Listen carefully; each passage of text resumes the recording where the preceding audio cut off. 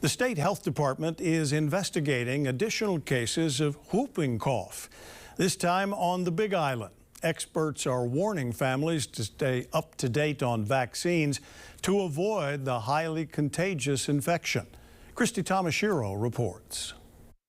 The Department of Health is investigating 2 confirmed cases of pertussis or whooping cough and 8 probable cases in 2 separate homes on Hawaii Island.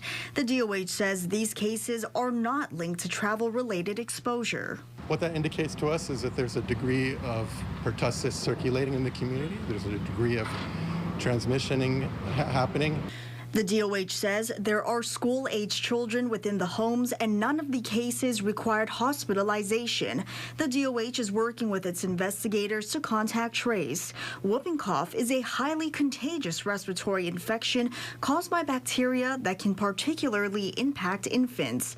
Doctors on the Big Island say community transmission of the infection is concerning. Here at Hilo Medical Center, we do have limited resources. We don't have a pediatric ICU.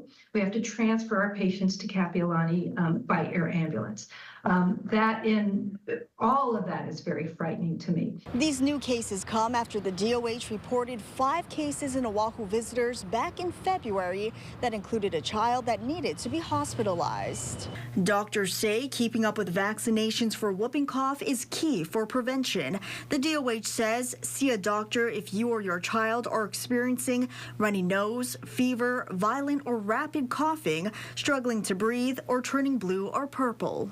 Now that it's here and on the island, we all need to be very hyper vigilant about coughs, and especially anyone under the age of 1 that gets a cough, because you can initiate treatment, antibiotics, early on.